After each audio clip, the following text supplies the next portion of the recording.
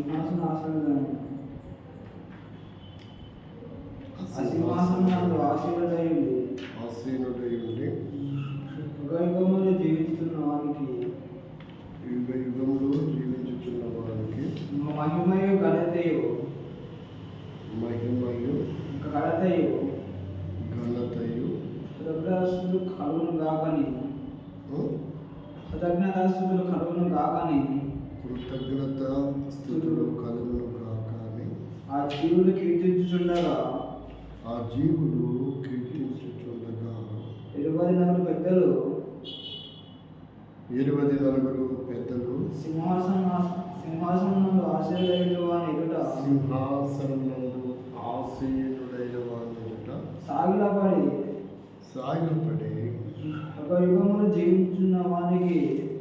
యుగయుగములు జీవించుచున్న వానికి నమస్కారము చేయుచు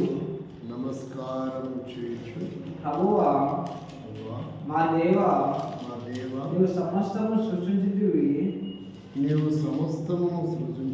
నీ చిత్తమును బట్టి అవి ఉండెను దానిని బట్టి సృష్టింపబడను కనుక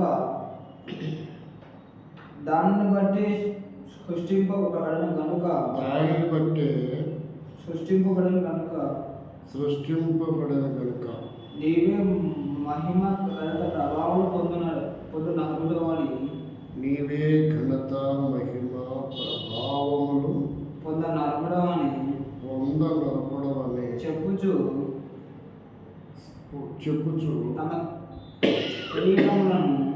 తమ కిరీటములను ఆ సింహాసనము ఎదుట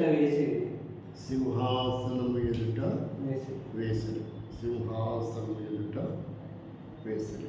దయగల తండ్రి, పరిశుద్ధమైన దేవానికి స్తోత్రం వందనాలు.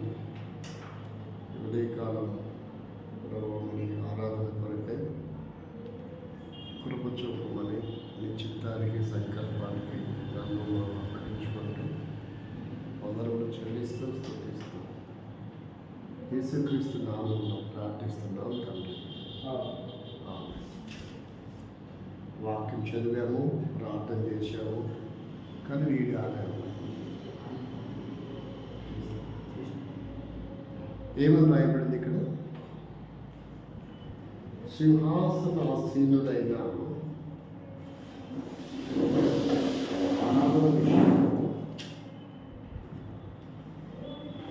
దేవుడి వాక్యము జ్ఞాపకం చేస్తున్నటువంటి మాటలు, ఆ మర్మం, ఆ పరమార్థం ఎలా ఉందంటే, ఇక్కడ మన జ్ఞాపకం చేస్తూ ఉన్నాడు.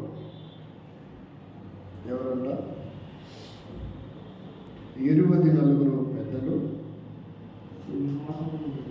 సింహాసనాసీనుడైన వాణి సింహాసనమందు ఆసీనుడైన వాని ఎదుట సాగిలపడ్డారు.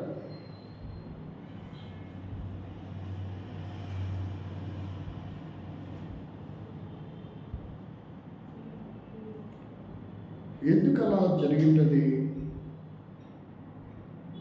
అని మనం ఆలోచన చేస్తే,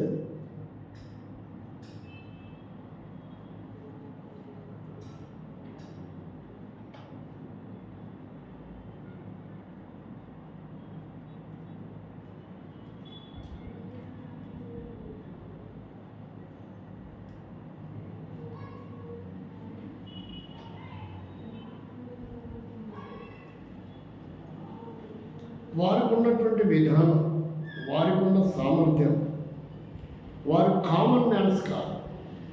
వారు ఎవరు కాదు? కామన్ మ్యాన్స్ అయితే కానే కాదు. మరి అంత ఉన్నతమైనటువంటి వారు 2వ వచనం చూస్తే, 2వ వచనం, 4వ అధ్యాయం 2వ వచనం,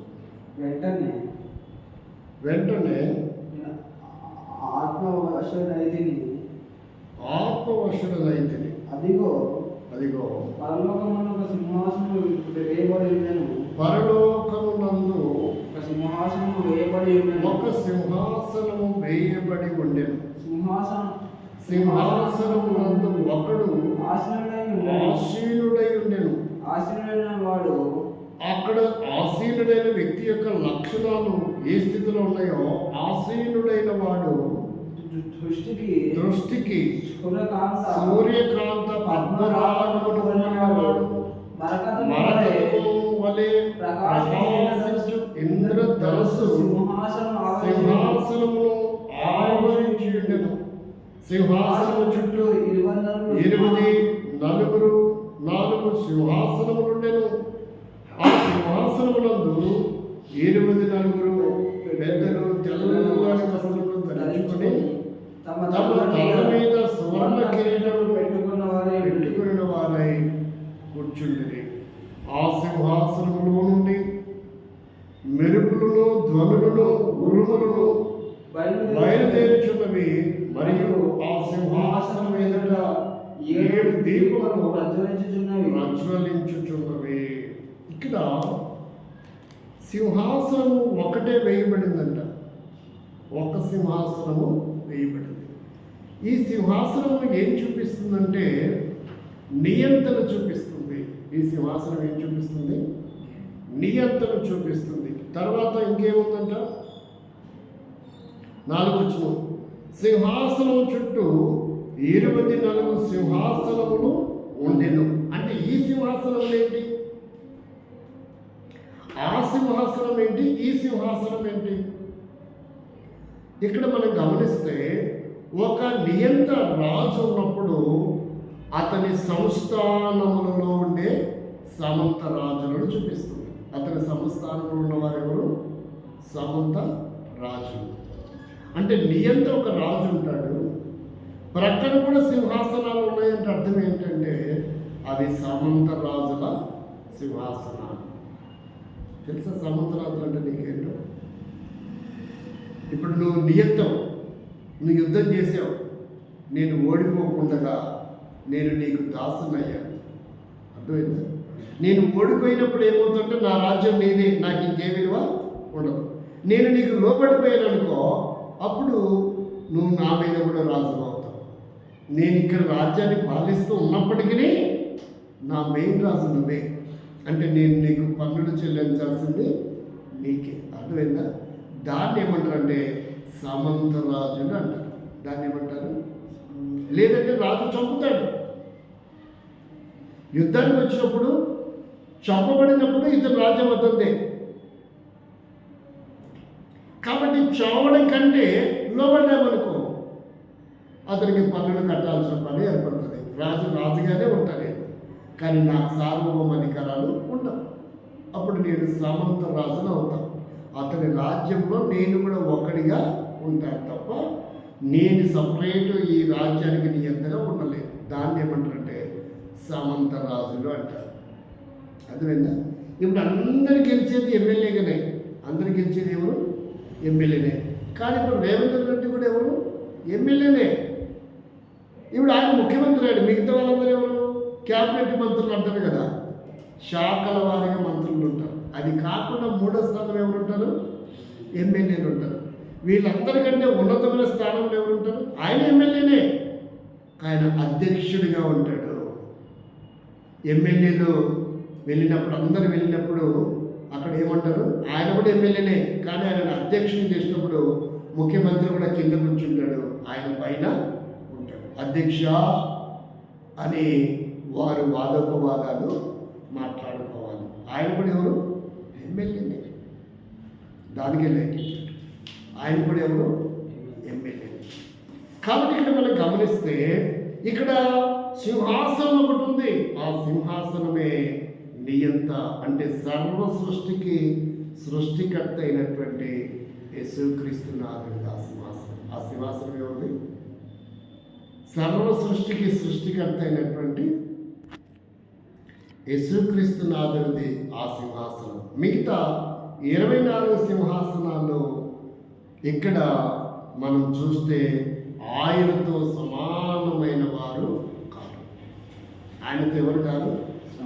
సమానమైన వారు కాదు.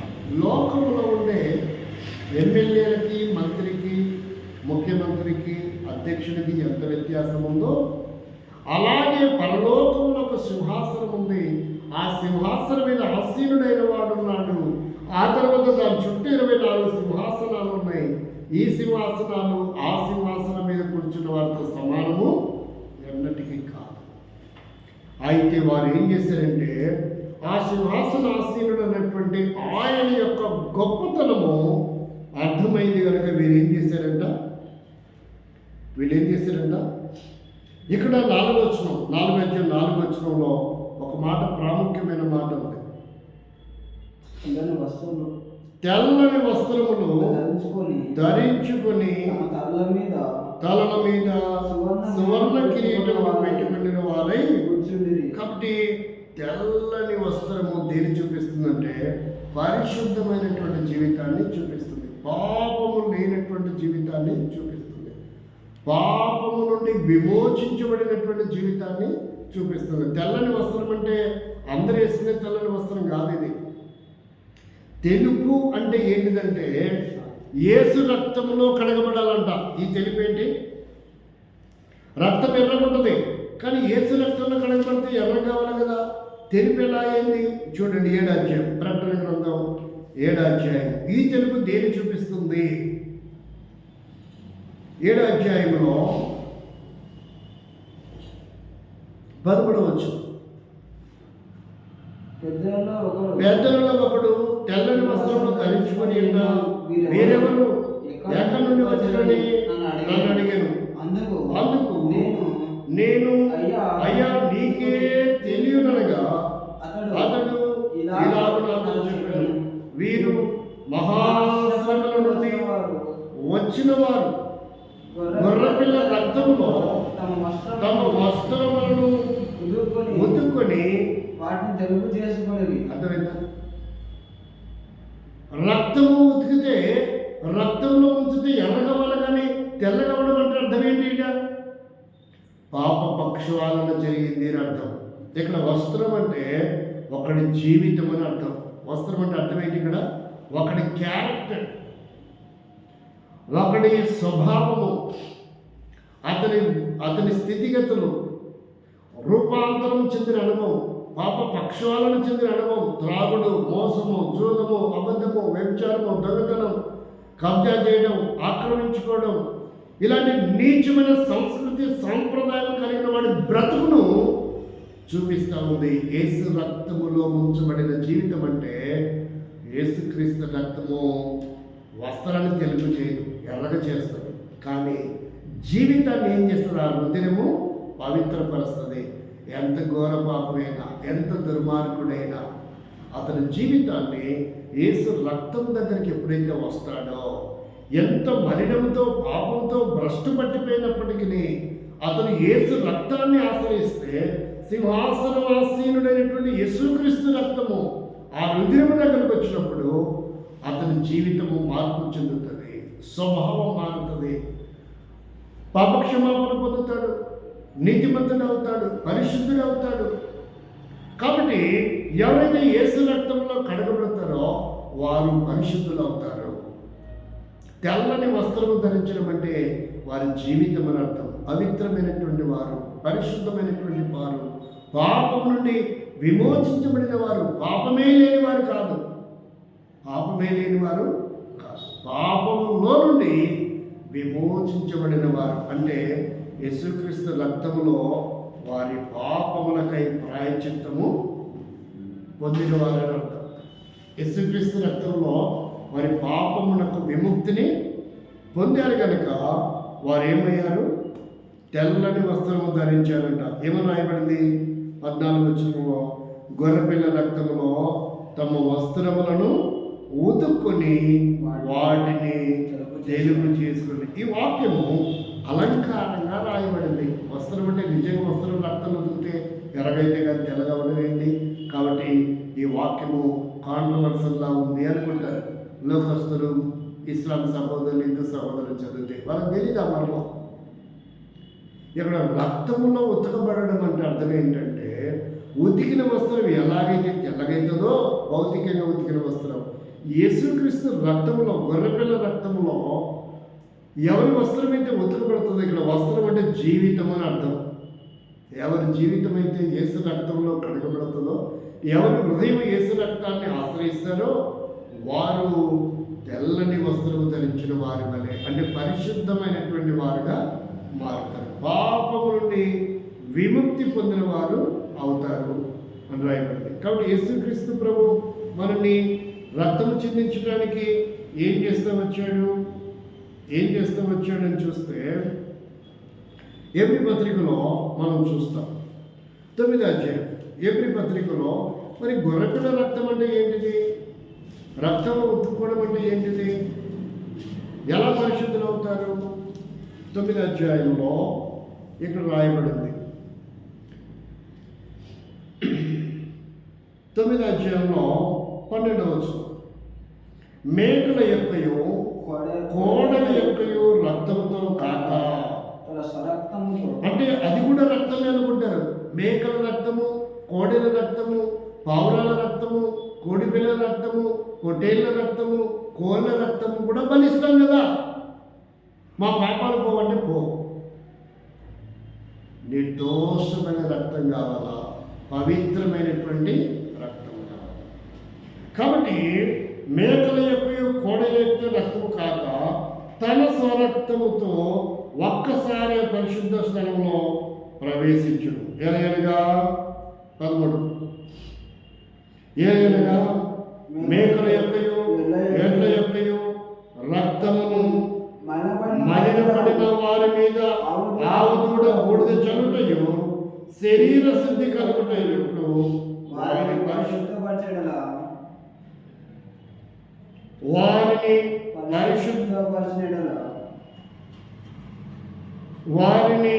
పరిశుద్ధపరిచిన ఎడల నిత్యులకు ఆత్మ ద్వారా తను దేవునికి.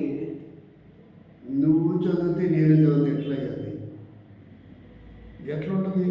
నువ్వు గ్యాప్ ఇస్తున్నావు అంటే నేను చదవాల్సి వస్తుంది, నేను చెప్పాలి కాల్సి వస్తుంది. అదే నువ్వు చదివితే నేను పలుకుతాను. ఇప్పుడు వినే వాళ్ళకి, వీడియో వినే వాళ్ళకి ఎలా ఉంటుందని కన్ఫ్యూజ్ అవుతుంది కదా. కాబట్టి ఇక్కడ ఏమంటారంటే, ఏలేనగా మేకల యొక్కయు ఎడ్ల యొక్కయు రక్తమును మైలపడిన వారి మీద ఆవు దూడ బూడిద చల్లుటయు శరీర శుద్ధి కలిగినట్లు వారిని పరిశుద్ధపరిచిన ఎడల నిత్యులకు ఆత్మ ద్వారా తను తాను దేవునికి నిర్దోషిగా అప్పగించుకొని క్రీస్తు యొక్క రక్తము ఏంటంటది, క్రీస్తు యొక్క రక్తము నిర్జీవ క్రియలు విడిచి జీవము గల దేవుని సేవించుటకై మీ మనస్సాక్షిని ఎంతో ఎక్కువగా శుద్ధి అంటే పవిత్రపరచును. అందువలన తెల్లటి జీవితం, పవిత్రమైన జీవితం. ఇక్కడ మానవుడి జీవితాన్ని అలంకారంగా ప్రకటనలో వస్త్రము, తెల్లని వస్త్రము అని వ్రాయబడింది. వస్త్రం అనేది కాబట్టి వస్త్రం అని కాదు, మానవుడి జీవితాన్ని ఒక వస్త్రముతో పోలుస్తూ చెప్తుంది. ఇక్కడ అలంకారంగా వ్రాయబడిన పదం ఇది. కాబట్టి యేసు రక్తము, గొర్రెపిల్ల రక్తం అంటే అలంకారంగా రాయబడిన పదం ఇది. యేసు గొర్రెపిల్ల రక్తం అంటే యేసుక్రీస్తు రక్తం అని అర్థమైన. ఎందుకంటే యేసుక్రీస్తుని యోహాను చూసినప్పుడు అదిగో లోక పాపమును మోసుకొని పోవు దేవుని గొర్రెపిల్ల అని చెప్పాడు. గొర్రెపిల్లని గురించి కాదు చెప్పింది ఆయన. ఎవరు గురించి చెప్పాడు? యేసుక్రీస్తుని గురించి చెప్పాడు. గొర్రెపిల్ల అంటే ఇప్పుడు అర్థం ఎవరు? యేసుక్రీస్తు ప్రభు అని అర్థం. ఇది అలంకారంగా రాయబడిన. గొర్రెపిల్ల అంటే గొర్రెపిల్ల కాదు, గొర్రెపిల్ల అంటే ఇక్కడ యేసుక్రీస్తు అని అర్థం. కాబట్టి గొర్రెపిల్ల రక్తం అంటే యేసుక్రీస్తు రక్తం అని అర్థం.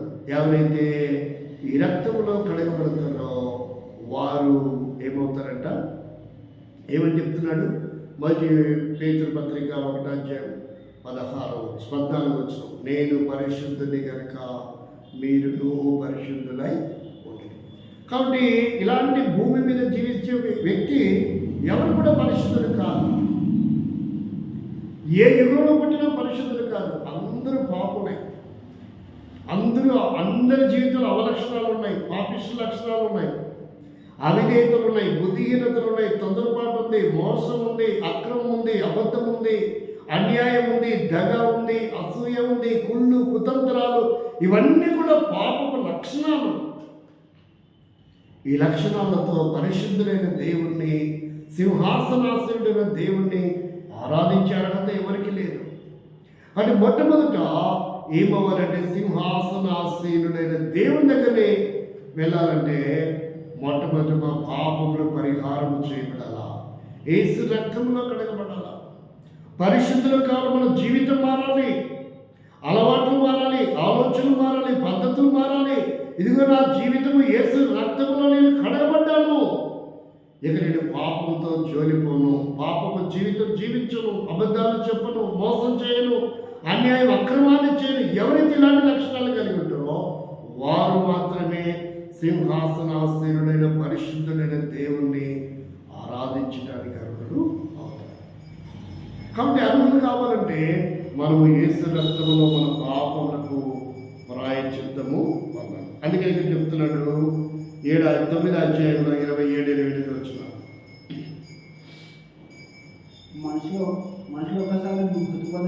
మనుషులు ఒక్కసారి మృతి పొందవలేను,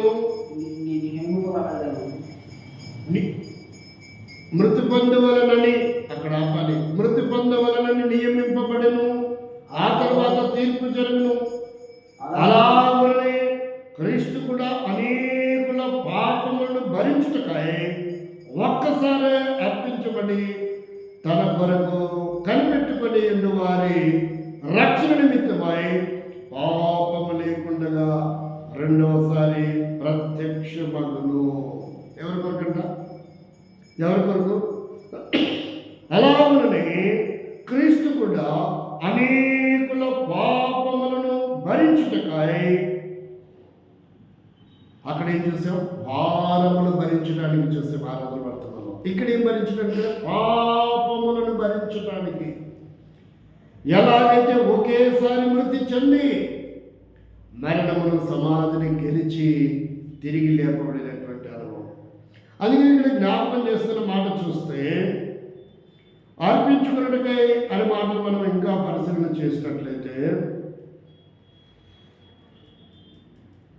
26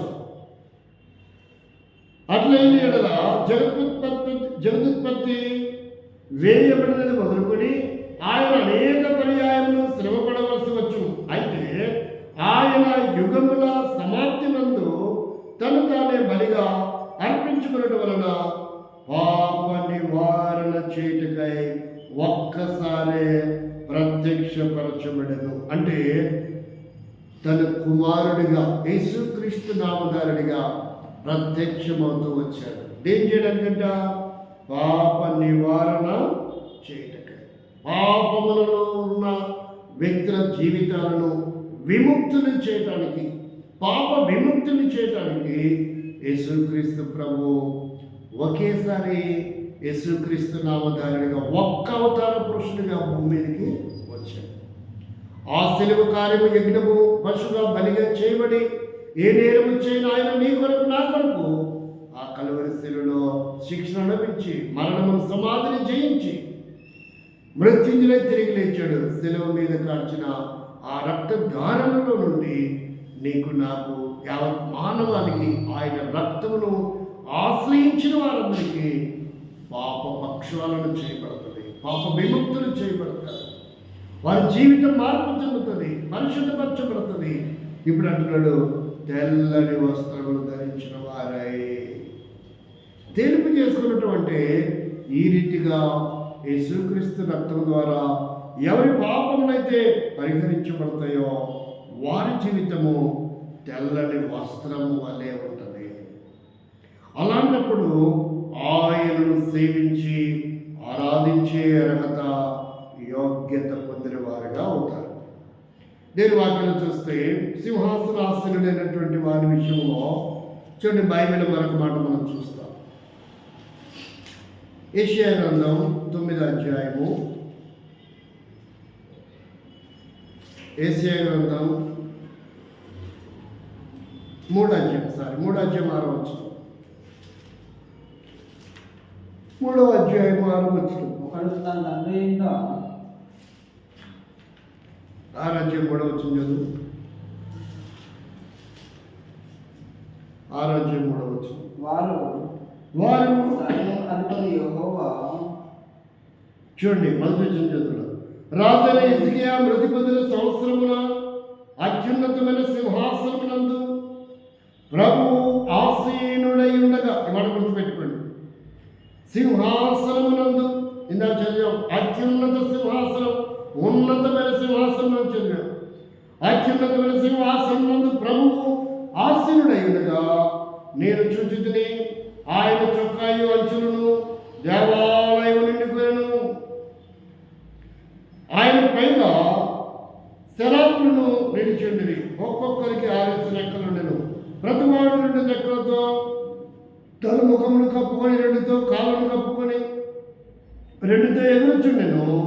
వారు సైన్యములకు అధిపతి యెహోవా పరిశుద్ధుడు పరిశుద్ధుడు పరిశుద్ధులని, సర్వలోకము ఆయన మహిమతో నిండి ఉన్నదని గొప్ప స్వరముతో గాన ప్రతిగానములు చేయించుండెను. ఏమనంట? పరిశుద్ధుడు పరిశుద్ధుడు పరిశుద్ధుడు. ఇలా 3 సార్లు ఎందుకు పరిశుద్ధుడు పరిశుద్ధుడు అని రాయబడిందంటే, 3 సార్లు పలుకుతే ఇక అలాంటి వాడు ఎవరు లేరు అని అర్థం. ఆయనకు ఆయనే సాటి పరిశుద్ధత విషయంలో మహానుభావులు, మహనీయులు, దేవతలు, దేవుళ్ళు చెప్పుకున్నవారు, ఋషులు ఎంతోమంది వచ్చిండొచ్చు, కోట్ల మంది. కానీ పరిశుద్ధమైనటువంటి వాడు మన ప్రభువైన యేసుక్రీస్తు వారు మాత్రమే. పరిశుద్ధం అంటే జలముతో స్నానం చేయడం కాదు. ఎప్పుడు రోజుకి 20 సార్లు స్నానం చేస్తే పరిశుద్ధుడు కాదు. షడ్గుణములు జయించిన వాడు, కామ, క్రోధ, లోభ, మోహ, మలమాత్సరములు లేకుండా జీవించినటువంటి పరిశుద్ధుడు. కాబట్టి ఆయనలో ఏ పాపము లేదు. పరిశుద్ధులు అంటే అర్థం ఏంటి? పాపపు యోచనలు కూడా లేదు. ఆయన నిష్కలంకమైనటువంటి వాడు, నిర్దోషమైనటువంటి వాడు. ఆయన దేహంలో, అవయవాలలో ఏ పాపము నివాసము చేయడానికి అర్హత లేనటువంటి వాడు. అందుకే ఆయన పరిశుద్ధుడు, అంతటి పరిశుద్ధుడు. రక్త మాంసములలో ఉన్నప్పుడు కూడా యేసునాథుడు పరిశుద్ధమైన జీవితం జీవించాడు. ఆత్మ అయినప్పుడు ఆయన పరిశుద్ధమైన జీవితం జీవించాడు. ఆత్మస్వరూపిగా ఉన్నప్పుడు శరీరము ధరించి యుగ పురుషుడిగా, శతపురుషుడిగా భూమి మీద జీవించిన ఆ 33.5 సంవత్సరములుగా ఏ ఆయుధమును పట్టుకోలేదు, ఎక్కడ యుద్ధము చేయలేదు, ఎవరి మీద నేరం మోపలేదు. ఆయన ఏ పాపము చేయలేదు. అందుకే సవాలు వేశాడు. యోహాను సువార్త 8:46 నాలో పాపముందని మీరెవరు నిరూపిస్తారు? ఇలా సవాలు విసిరిన వాడు ఇంతవరకు ఒక్కరు కూడా లేదు, ఏ నామము లేదు. అంతటి పరిశుద్ధుడు ఆయన. కాబట్టి సింహాసనాసీనుడైన ఆ పరిశుద్ధుడైన దేవుణ్ణి మనము సేవించాలి. ఎవరెవరు ఆయన ఆరాధించారంటే, మొదట దూతలు ఆరాధించారు, తర్వాత 24 పెద్దలు ఆరాధించారు, ఆ తర్వాత 4 జీవులు కూడా ఆయన్ని ఆరాధన చేస్తూ వచ్చారు. చూడండి, ఎక్కడున్నాడు ఆయన? 2వ వచనం. ఎక్కడున్నాడు? ప్రకటన గ్రంథం 4:2 వచనం. వెంటనే నేను ఆత్మవశుడనైతే, అదిగో పరలోకమందు ఒక సింహాసనము వేయబడి ఉండెను. ఏమంటాడు? అదిగో పరలోకమందు ఒక సింహాసనము వేయబడి ఉండెను. సింహాసనమునందు ఆసీనుడై ఒకడు ఆసీనుడై ఉండెను. ఆ ఒక్కడెవడంటే, దేవుడును నేనే, నేను కాక వేరొక దేవుడు లేడు, నేనే దేవుడును అనుకునే ఒక్కడు, నేను మాత్రమే దేవుడను అని చెప్పే ఏకైకమైనటువంటి మహనీయుడు, సృష్టికర్త అయినటువంటి దేవుడు. కాబట్టి ఆయనను ఏం చేయాలంట? ఆశీర్వదించాలి. ఆశీనుడైన వారిని ఆరాధించాలి. ఏ విధంగా ఎవరి పాపములైతే క్షమించబడ్డాయో, ఎవరి పాపములైతే యేసు రక్తంలో కడగబడ్డారో, ఎవరైతే పాపముల చేత అపరాధముల చేత చచ్చిన వారై మరణములకు నరకానికి పాత్రులుగా యుగయుగాలు నిత్య రాజ్యములో యుగయుగములు నిత్య నరకంలో జీవించవలసినటువంటి వారు, అలాంటి వారిని రక్షించడానికి సింహాసనాసీనుడు ఎలాంటి వాడు తెలుసా? చూడండి 7వ అధ్యాయము హెబ్రీ పత్రిక 25వ వచనం. ఆయన తన ద్వారా దేవుని యొద్దకు వచ్చి వారి పక్షమున విజ్ఞాపన చేయుటయు నిరంతరము జీవించుచున్నాడు గనుక వారిని సంపూర్ణంగా రక్షించుటకు శక్తివంతుడు. ఈ దేవుడు సింహాసనాసీనుడైన ఈ దేవుడు ఎలాంటి వాడంటే ప్రతి పాపిని సంపూర్ణముగా తన రక్తం ద్వారా కడిగి రక్షించి సంపూర్ణంగా రక్షించుడే శక్తివంతుడైనటువంటి రక్షకుడు. అలాంటి రక్షకుడు ఈ విశ్వంలో మరి ఎవరునూ లేరు. కాబట్టి ఆ దేవుడు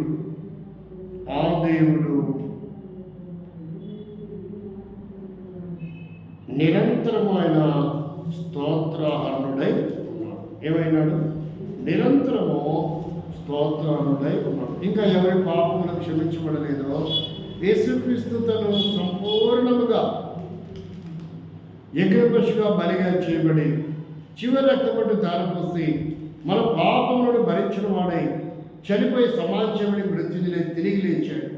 ఆహ్వానిస్తున్నాడు. ప్రయాసపడి భారం మోసుకుంటున్న వారులారా నా దగ్గర రండి, నేను మీ పాపములను క్షమిస్తా, విశ్రాంతినిస్తా, నెమ్మదినిస్తా, సమాధానమిస్తా. నా సింహాసనం మీద కూర్చొని ఆరాధించే అర్హులుగా యోగ్యంగా మిమ్మల్ని చేస్తాను. ఇలాంటి యోగ్యత మరి ఏ నామము మనకు కల్పించలేదు. అంత గొప్ప అర్హులుగా చేస్తున్నటువంటి దేవుడు. అందుకన్నాడు, నేను పరిశుద్ధుడిగా మీరు కూడా పరిశుద్ధులుగా ఉండండి. అట్టి అనుభవంలో మనం ఆయన్ని ఏం చేయగలం?